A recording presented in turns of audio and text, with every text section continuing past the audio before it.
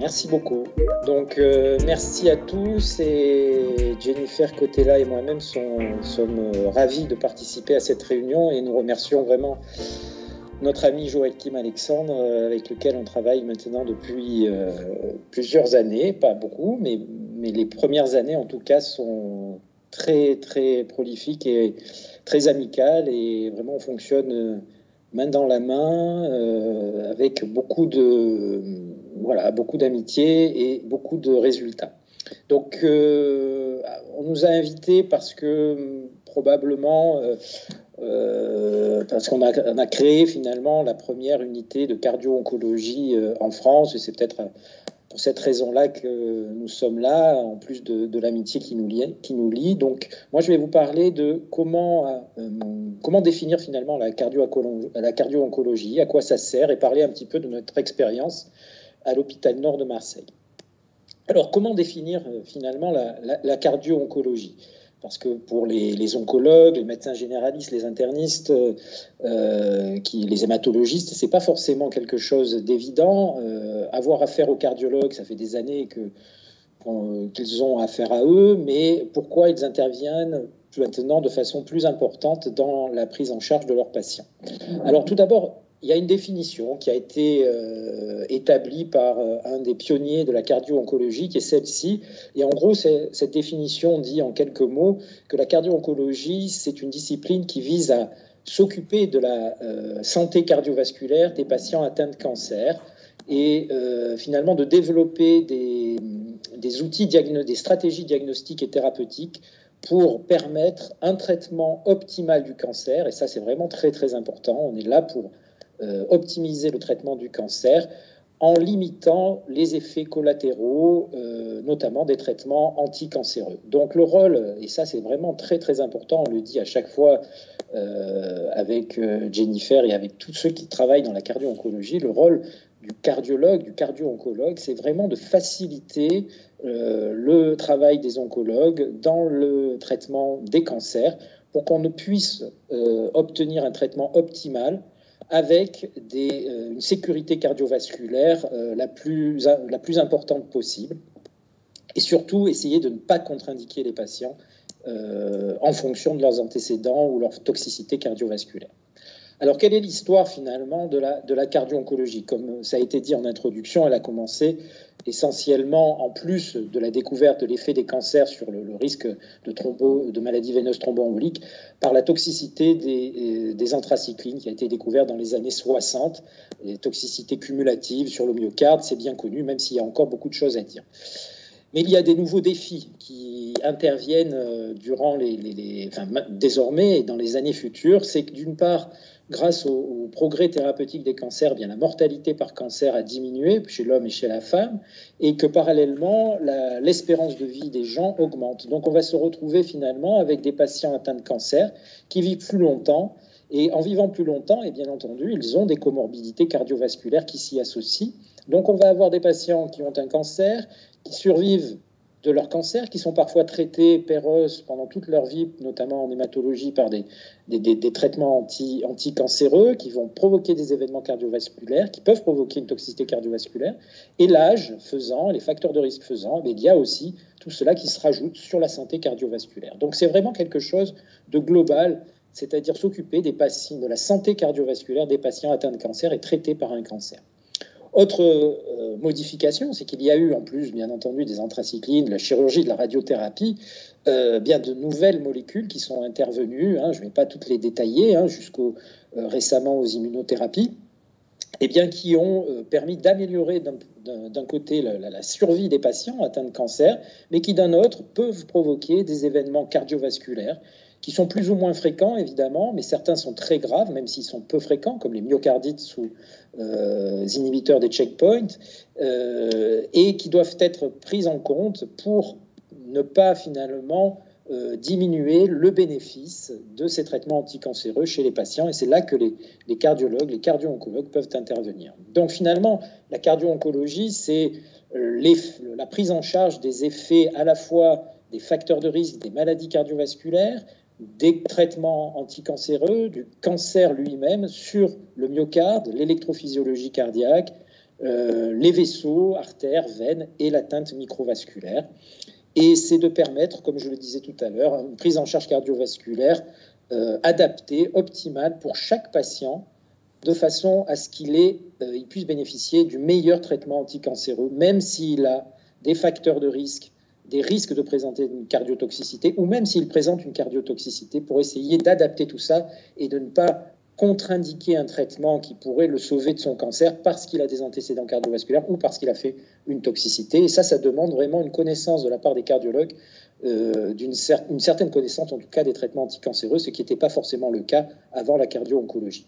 Alors la vieille cardio-oncologie, je l'appelais comme ça, c'était cette ordonnance qu'on montre chaque fois dans plusieurs présentations, c'était ça, c'est-à-dire qu'on recevait, nous cardiologues, une ordonnance comme ça, échographie pour fraction d'éjection dans le bilan trimestriel d'une chimiothérapie. Donc on avait juste à mesurer la FEVG, si on en croit cette ordonnance, cette prescription, et on ne savait rien du patient, rien du cancer qu'il avait, et ni de la chimiothérapie. Alors on faisait ça, et c'était, à mon avis, très insuffisant et ridicule.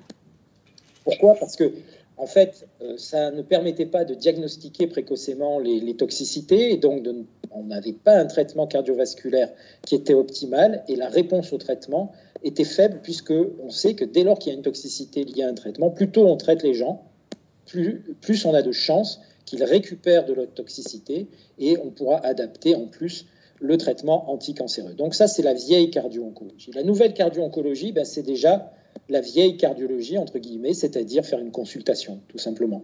Et pas simplement une fraction d'éjection. Une consultation de cardiologie avec un électrocardiogramme, une prise de tension, un interrogatoire pour apprécier déjà quels sont les facteurs de risque du patient, prévoir un petit peu par rapport à la chimiothérapie, enfin, le traitement anticancéreux qu'il va recevoir, associé aux facteurs de risque que le patient présente, le risque, on va en parler après probablement, le risque de présenter une toxicité. Et donc, on va établir déjà un plan de surveillance en fonction de tous ces éléments, c'est-à-dire des éléments de la santé cardiovasculaire du patient de départ et du traitement qu'il va subir. Par ailleurs, on a d'autres moyens pour la nouvelle cardio-oncologie, c'est-à-dire on n'a pas que simplement la fraction d'éjection, d'autres moyens, on va dire, paracliniques. On a des imageries échographiques plus perfectionnées qu'on appelle les imageries de déformation, le strain, l'IRM cardiaque qui va nous permettre de mieux caractériser le tissu, est-ce qu'il existe des œdèmes, de la fibrose, et ça c'est très très intéressant, et des marqueurs biologiques avec des dosages de troponine ou des peptides natriurétiques. Donc il faut essayer de... Il ne faut pas forcément faire tous ces éléments-là, mais en fonction du risque du patient, de la chimiothérapie, enfin du traitement anticancéreux que va présenter le patient, établir un plan de surveillance avec tous ces éléments. Ça, c'est tout, c'est bien beau, mais il y a quand même il y a quelques limites à cette prise en charge. C'est d'abord l'augmentation vraiment très importante du nombre de patients à suivre. Les patients survivent de leur cancer, donc ça veut dire qu'il va falloir les suivre, en suivre de plus en plus. Et on va les suivre non seulement avant le traitement pour établir la stratification du risque, pendant le traitement et même à distance de leur traitement, puisqu'on sait, par exemple, depuis longtemps pour les anthracyclines, que la toxicité peut se manifester, en tout cas s'aggraver au cours des années. Donc ça c'est vraiment un défi important. L'autre chose, c'est qu'il existe des disparités dans la pratique des cardiologues et même des oncologues pour la surveillance cardiovasculaire. Ça, c'était une enquête qu'on avait faite avec Ludovic Jouvenot et Jennifer Cotella pour savoir comment était réalisée la surveillance par les oncologues de 4 classes de traitement anticancéreux. Et on voit que ce soit pré-thérapeutique, pendant le traitement ou post-thérapeutique, il y a de grosses variations de prescription.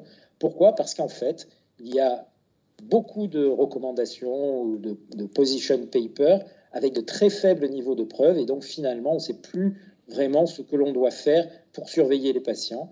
Mais grâce aussi à la recherche en cardio-oncologie qui se développe en plus des soins, eh bien on sait de plus en plus, on a de plus en plus d'éléments qui vont nous permettre de mieux programmer la surveillance et la prise en charge des patients. Autre limite, c'est qu'on manque de moyens, donc de recommandations basées sur des preuves, je vous l'ai dit, d'infrastructures, d'éducation, c'est-à-dire en tout cas de moyens pédagogiques pour apprendre aux cardiologues comment prendre en compte spécifiquement ces patients traités pour un cancer. Alors finalement, connaissant tout ce background, comment organiser et comment nous à Marseille et comment Joachim vous en parlera, le professeur Alexandre vous en parlera pour la Normandie, on peut organiser un programme de cardio-oncologie. Bon, déjà, il faut définir de quoi on a besoin et où on se situe.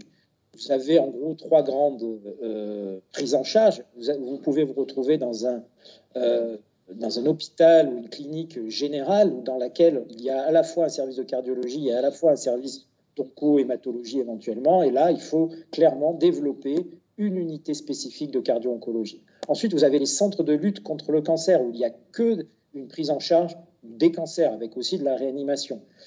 2 possibilités, soit il y a une collaboration avec l'hôpital associé avec un service de cardiologie, soit il faut développer au sein de ces centres de lutte contre le cancer, et je pense que c'est très important, une unité de cardio-oncologie. Et enfin, il y a le cardiologue tout seul dans son cabinet qui doit tout de même avoir une connaissance de cette nouvelle spécialité qu'est la cardio-oncologie et prendre en charge lui-même les patients ou éventuellement les référer à des unités spécialisées. Et d'ailleurs, dans les nouveaux programmes pour les internes, les DES de cardiologie, la cardio-oncologie fait partie des objectifs.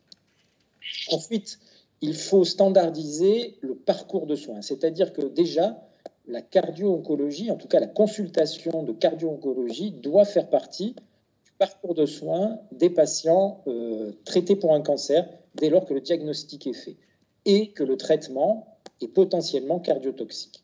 Donc les patients vont être adressés soit par des cardiologues, des oncologues, des hématologues, ou même des services d'oncologie, d'hématologie, où les patients eux-mêmes vont, parce qu'ils connaissent maintenant, grâce à Internet, les réseaux sociaux, l'émergence d'unités de cardio-oncologie, vont prendre des rendez-vous au sein de l'unité de cardio-oncologie. Et il faudra vraiment essayer de standardiser les demandes de façon à ce qu'on ait tous les éléments qui vont nous permettre de répondre de façon optimale aux questions posées. Standardiser aussi la consultation de cardio-oncologie, on en parlera sûrement après, et j'en ai déjà parlé, ce n'est pas simplement une fraction. Et standardiser aussi la conclusion dans un rapport et la prise en charge du patient et le suivi. Déjà, le cardio-oncologue doit programmer le suivi cardiologique de ses patients et avoir des référents spécialisés en imagerie, éventuellement cardiovasculaire, comme l'IRM, le scanner, en plus de l'échographie, pour plus d'exploration, si c'est nécessaire, et éventuellement pour des hospitalisations dans un centre où l'on est spécialisé en cardio-oncologie. Ensuite, il faut définir des protocoles locaux. Comme je vous ai dit, les guidelines, eh bien, elles sont basées sur peu de preuves et finalement, elles disent parfois, selon lesquelles on prend, pas forcément la même chose. Donc, nous, ce que l'on a fait à Marseille et maintenant avec l'aide de l'équipe de Joachim et de tout le groupe de travail de cardio-oncologie de la Société française de cardio, on a fait un site internet auquel tout le monde, qui est gratuit, tout le monde peut se référer, qui est gmedico.fr, sur lequel on peut s'inscrire et on a accès à des protocoles de surveillance, des protocoles de prise en charge de chacune des cardiotoxicités. Ces protocoles ont été établis à partir d'une harmonisation. On a essayé d'harmoniser toutes les guidelines qui ont déjà été publiées. On essaie de mettre à jour tout ça. Et d'ailleurs, on a publié cette harmonisation très récemment avec en premier auteur Joachim Alexandre et Jennifer Cotella.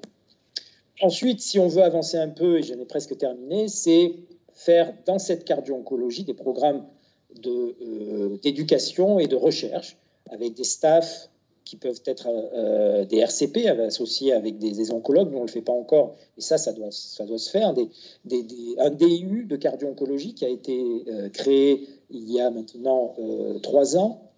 Un congrès.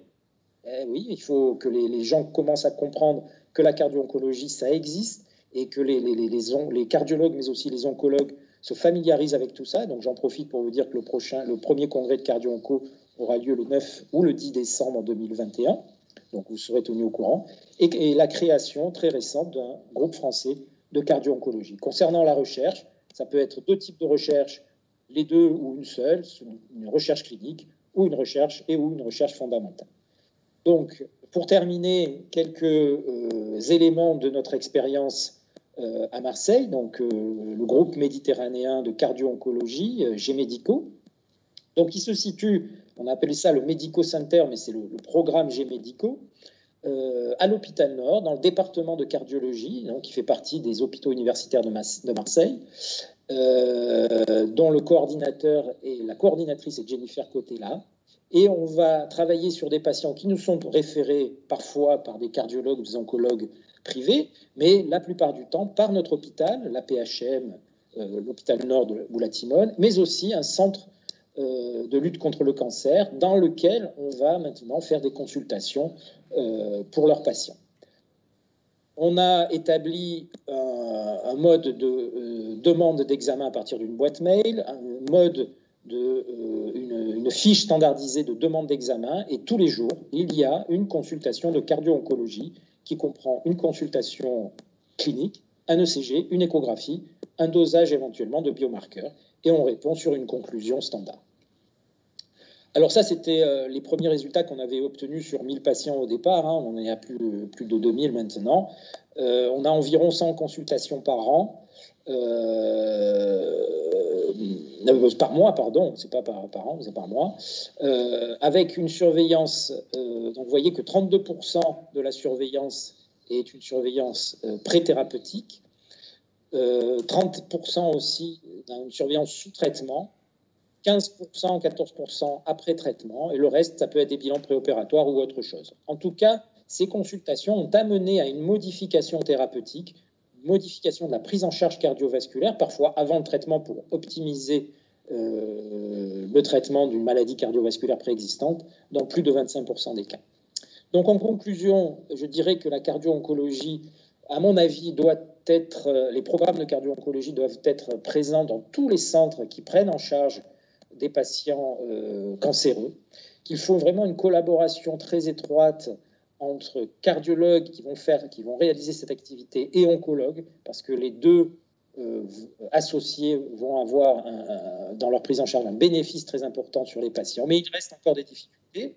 C'est comment gérer le nombre de consultations qui sont importants. On n'a pas parlé de la pédiatrie, mais bien entendu qu'il y a les cancers pédiatriques.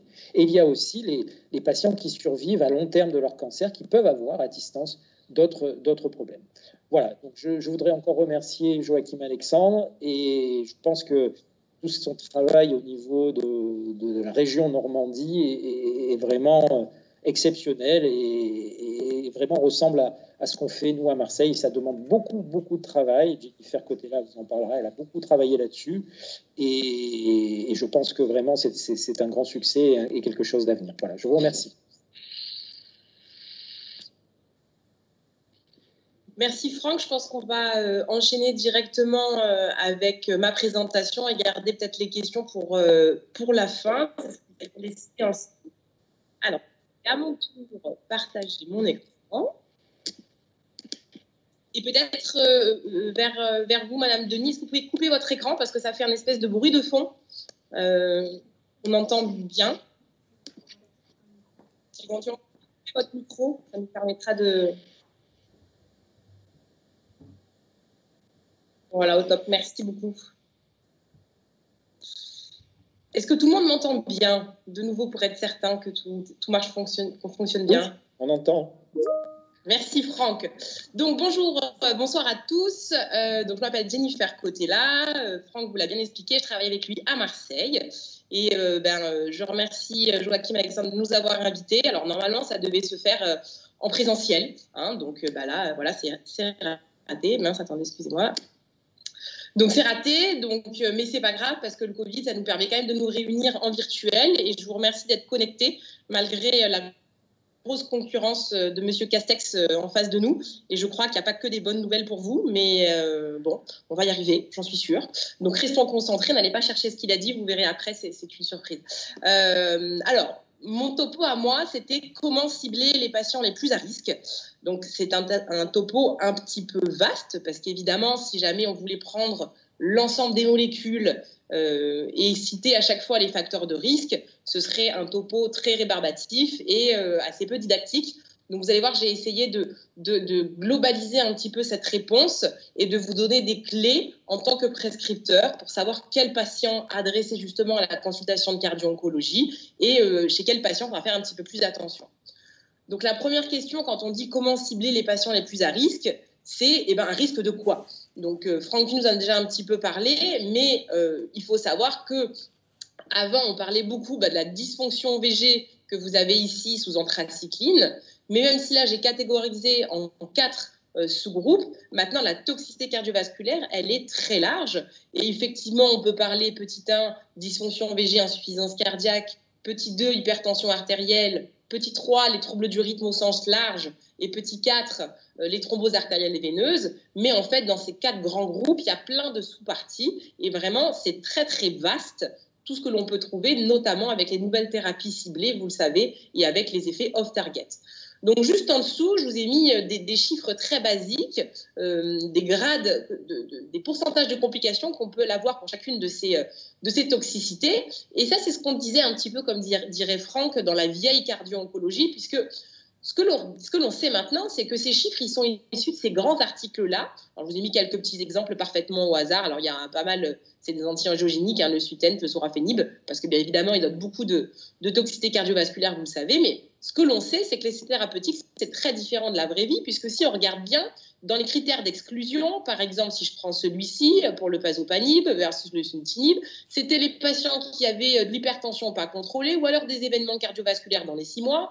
Identique ici pour le Sutent et pareil ici. Donc en vérité, les patients des études, ce n'est pas les patients de la vraie vie. Et effectivement, on se rend compte que dans les registres, les effets secondaires, ils sont bien plus importants que dans ces études-là. Donc, par exemple, je vous ai mis plusieurs exemples ici, mais si on prend le plus récent, le carfilzomib, dans les essais, c'était 5 à 10% de dysfonction VG. Et vous le savez maintenant, c'est plutôt de l'ordre de 25% des cas qui peuvent entraîner de dysfonction VG et bien d'autres complications, avec des troubles du rythme, de l'HTAP, un petit peu tout. Donc, le message de cette première introduction, c'est que la toxicité cardiovasculaire, il faut toujours se poser la question de l'imputabilité du traitement dans un événement cardiovasculaire nouveau chez votre patient que vous traitez pour un cancer. Vous l'avez compris, Franck l'a très bien dit, ça ne veut pas dire qu'il va falloir arrêter le traitement et qu'il va falloir oublier cette molécule parce que potentiellement elle est toxique chez votre patient, mais ça veut dire qu'il va falloir savoir penser au cardio-oncologue pour vous aider pour la tolérance de cette molécule-là et pour ces événements cardiovasculaires. Et vraiment, c'est un petit peu le concept, on ne s'était pas mis d'accord, mais on est d'accord là-dessus, c'est qu'il y a la vieille cardio-onco où il y avait mauvaise question et mauvaise réponse, c'est-à-dire on vous disait mauvais VG et basta, on a arrêté le traitement et voilà, fibrillation atriale, on arrête le traitement et voilà. Maintenant, la bonne discussion, c'est au contraire dire voilà, j'ai cet événement cardiovasculaire, est-ce que tu penses, toi, cardio-oncologue, que c'est en lien avec la molécule et comment est-ce qu'on pourrait le prendre en charge? Donc, pour cela, de quelles recommandations on dispose? Effectivement, il y en a plusieurs. Je vous en ai sélectionné 2 qui, on va dire, font office de référence pour l'instant. Il y a celle de cardiologie, qui est un position paper, parce qu'effectivement, il y a un faible niveau de preuve, donc endossé par la Société européenne de cardiologie, et qui, comme vous le voyez, date de 2016. Donc, c'est quand même pas tout à fait récent, surtout dans le domaine de l'oncologie, où ça va à toute vitesse. Donc, on attend bien sûr la réédition. Et ce papier que vous devez peut-être mieux connaître, qui est les recommandations de l'ESMO de janvier 2020 sur le management des complications cardiovasculaires des traitements du cancer. Donc, vous allez voir, il y a quand même quelques données là-dedans qui nous permettent un petit peu de préciser la conduite à tenir face à ces patients. Donc, rassurez-nous, il y aura des nouvelles à venir et probablement que tout ce que je vais dire ce soir, ce sera peut-être différent d'ici 6 mois, mais pour l'instant, c'est tout ce dont on dispose. Alors, rentrons dans le vif du sujet et quels sont les patients à risque, donc à risque de toxicité cardiovasculaire de manière générale sous les traitements du cancer. Donc, si on prend les tableaux que l'on retrouve dans le position paper de la société, de cardiologie, de la Société européenne de cardiologie, de manière générale, quelles que soient les molécules, voici ce que l'on nous dit. On nous dit que les patients à risque de cas de toxicité sont ceux, petit 1, qui ont déjà fait de l'insuffisance cardiaque, que ce soit à fraction d'éjection préservée ou altérée. Les patients qui présentent une dysfonction VG, c'est-à-dire une FEVG à moins 50% ou une élévation des peptides natriurétiques. Et je ne vous fais pas la liste complète, mais ici, on détaille toutes les anomalies que l'on peut retrouver chez un patient cardiologique au sens large du terme, c'est-à-dire une coronaropathie, une valvulopathie, une cardiopathie hypertensive, donc beaucoup de choses très fréquentes dans nos consultations de cardio-oncologie. Ensuite, dans les facteurs démographiques, ben là aussi des choses très simples, l'âge, et vous le voyez, supérieur à 50 ans pour le TRAS-TU, supérieur à 65 pour les anthracyclines, c'est quand même des patients qui sont relativement jeunes, une histoire cardiaque familiale, de l'hypertension artérielle, du diabète, de la dyslipidémie. Je vous rappelle là que je ne vous énonce pas non les facteurs de risque cardiovasculaire, mais bien les facteurs de risque de toxicité sous traitement du cancer. À ce grand tableau s'ajoute ce petit qui nous rappelle également les facteurs de risque en lien avec le mode de vie, c'est-à-dire le tabagisme, l'alcool, l'obésité et les habitudes sédentaires. Donc là, vous avez compris que je vous ai décrit un patient typique de la consultation de cardio-oncologie.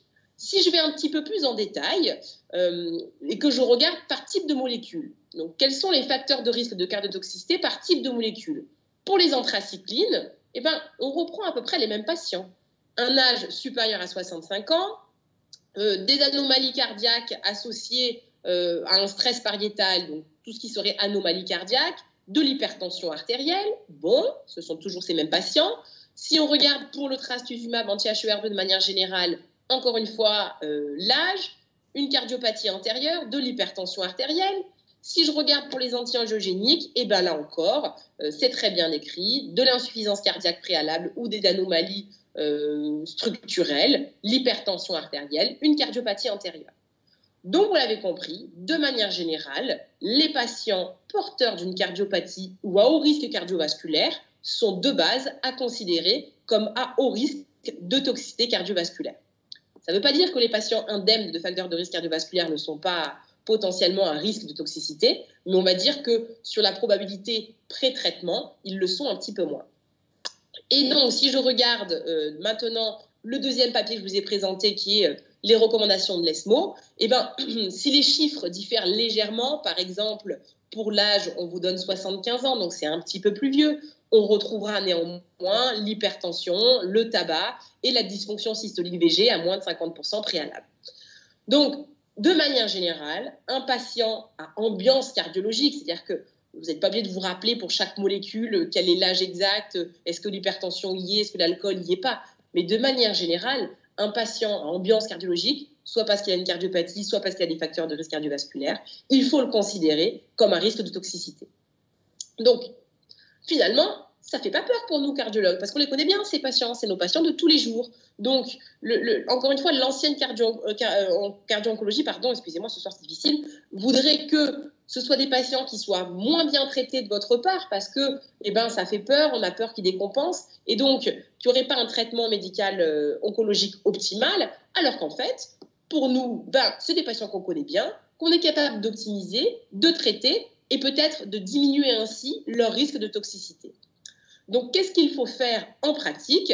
Eh bien, une consultation de cardio-oncologie. Franck Thuny vous l'a dit avec sa première diapo concernant la consulte de cardio-oncologie. Ça va commencer par faire un interrogatoire, prendre l'attention, écouter le cœur, faire une échographie cardiaque. Voilà. Et en faisant cela, on va effectivement dépister trois grands types de situations. Les traitements cardiotoxiques, ça c'est vous qui les verrez, mais les patients à haut risque cardiovasculaire et les patients à haut risque de toxicité. Et là, on rentre à l'heure grâce à la consultation de cardio-oncologie chez ces patients-là, peut-être dans l'ère de la prévention primaire. C'est-à-dire que l'idée de la cardio-onco et tout le but de la cardio-onco, c'est de ne plus attendre la toxicité, mais plutôt de prévenir plutôt que de guérir. Donc, qu'est-ce qu'on va faire? Là encore, Franck a utilisé ce mot-là, on ne s'était pas mis d'accord, mais finalement, à force de travailler ensemble, on est pas mal d'accord. Il va falloir optimiser le patient. Et optimiser le patient, c'est un terme un petit peu large, mais qui veut dire des choses très simples. On va regarder son cholestérol, on va lui dire d'arrêter de fumer, on va regarder sa glycémie, on va prendre sa tension, on va évaluer éventuellement s'il y a une coronaropathie. Et c'est quand même là vraiment un nouveau paradoxe parce que avant, le patient porteur d'un cancer, on lui disait, bah, écoutez, vous allez être fatigué, vous allez avoir un traitement pour votre cancer, le traitement pour la tension, vous l'arrêtez. C'est pas grave, fumez un petit peu, au point où on en est, bon voilà. La cardiopathie, on va alléger un peu le traitement parce que vous allez être fatigué. Et bien là, c'est tout l'inverse. Pour prévenir une toxicité, on va au contraire peut-être un petit peu plus actif dans le traitement. Donc, on évalue au préalable le patient à risque, on traite ces facteurs de risque cardiovasculaire tels que l'on aurait fait pour un autre patient qui n'aurait pas de cancer, mais rien que de dire ça, c'est déjà une nouveauté. Et c'est difficile de faire changer les mentalités, parfois des cardiologues ou même des oncologues, de tous les praticiens qui reçoivent ces patients, où on a envie un peu de protéger ce patient fragile. Et finalement, on se sent un peu trop agressif quand on dit je vais traiter votre hypertension à ce moment-là. Alors qu'en fait, en faisant cela, on lui permet peut-être d'avoir un pronostic oncologique meilleur parce qu'il tolérera mieux son traitement antinéoplasique. Donc, on traite ces facteurs de risque, on traite sa cardiopathie de façon optimale et on optimise son traitement cardiovasculaire. Donc, on n'hésite pas à majorer les traitements. Et moi, j'aime bien dire cette phrase qui est un peu provocatrice, hein, ce n'est pas tout à fait exact, mais néanmoins, il faut l'avoir en tête. Et finalement, un patient porteur d'un cancer, c'est un patient à risque cardiovasculaire qu'il faut prendre en charge, peut-être plus, ou en tout cas, comme un autre, contrairement à ce qu'on apprenait avant et à ce qu'on avait tendance à faire avant. Donc, une fois que j'ai dit tout ça, je vous ai dit des patients avec une cardiopathie, des patients avec un haut risque cardiovasculaire, est-ce qu'on a des outils pour nous aider à cibler ces patients? Et vous me voyez un petit peu approcher, parce que là aussi, Franck vous en a parlé, c'est les biomarqueurs. Parce que quand on regarde, par exemple, dans le tableau de l'ESMO, on voit que dans les facteurs de risque de toxicité, déjà, il y a écrit une élévation des marqueurs cardiaques avant l'initiation d'un traitement. Donc, les marqueurs cardiaques, il n'y en a pas 100 000, c'est la troponine et les peptides natriurétiques. Les peptides natriurétiques, c'est quelque chose qui varie énormément en fonction de l'âge, en fonction de la fonction rénale, en fonction de l'hémoglobine, de tout un tas de facteurs. Donc, malheureusement, certes, si c'est très élevé, on se dirait qu'il y a quand même quelque chose, mais ça ne nous permettra pas quand même de classifier les gens. Donc, là où je veux vous amener, c'est à la troponine, puisque quand je discute un peu avec les oncologues, avec les hématologues, c'est souvent une question qui revient. Donc, on en parlera peut-être après au cours de la discussion. Je ne sais pas quelles sont vos pratiques chez vous, si la troponine est faite de manière systématique. Et si on était dans un congrès, qu'on était au cours d'une controverse, je serais probablement le pour de la troponine. Ça se discute complètement. Mais en tout cas, nous, à Marseille, c'est ce qu'on a fait maintenant. On a protocolisé la troponine qui est dosée systématiquement après les injections, notamment d'anthracycline. Donc, je vous expose mon point de vue, qui est bien sûr appuyé par les recommandations, certes, de faible niveau de preuve, mais avec un sous-jacent dans la littérature scientifique et mon expérience. Donc, je vais vous donner les 10 points clés, rapidement, parce qu'on avait assez peu de temps, pour savoir comment manier cette troponine. Quand on parlait de patients à risque et de cibler les patients à risque, ça me semblait important de faire un topo là-dessus.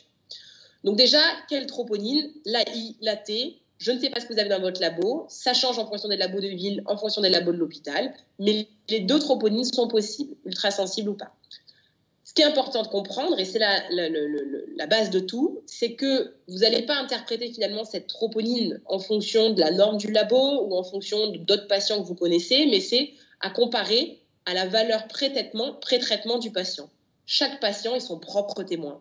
Et ça, c'est important parce que ça justifie qu'il faut en faire une avant de commencer le traitement. Et si on n'a pas ça, on serait un peu embêté. Parce que comme le suggère le tableau de l'ESMO, on a des patients qui ont de base, sans avoir un problème aigu, des troponines qui sont élevées. Ça ne veut pas dire qu'ils sont en train de faire un infarctus, c'est un marqueur de risque. Et donc, si on ne sait pas que c'est élevé en pré-traitement et qu'on le dose en post-traitement, on peut être inquiet de voir que cette troponine est élevée. Donc, j'insiste, si on utilise anthracycline, il faut le faire avec non pas la norme du labo, mais la norme du patient, c'est-à-dire en ayant fait une valeur de référence pré-traitement. Quand est-ce qu'on la dose? Dans les 72 heures post de l'injection anthracycline, et transfusionnelle, vous allez voir, je l'ai mis en italique, je vais vous expliquer pourquoi. C'est les études qui se sont positionnées ainsi dans les 72 heures post-injection. Nous, à Marseille, ce qu'on fait, c'est qu'on les fait avant qu'on dégrippe le porte-à-4, c'est-à-dire 2 heures après l'injection, sur la ligne de traitement. On prélève la tropo, comme ça on ne pique pas le patient, on est tranquille. Les anthracyclines, c'est clair, entre guillemets, qu'il faut le faire. Le trastu, l'herceptine, est-ce qu'il faut doser cette troponine? Déjà, l'anthracycline, je me rends compte que pas tous les centres le font. Donc, pour le trastu, encore moins. Donc, je vous sors la référence en lien avec ce que je vous avance.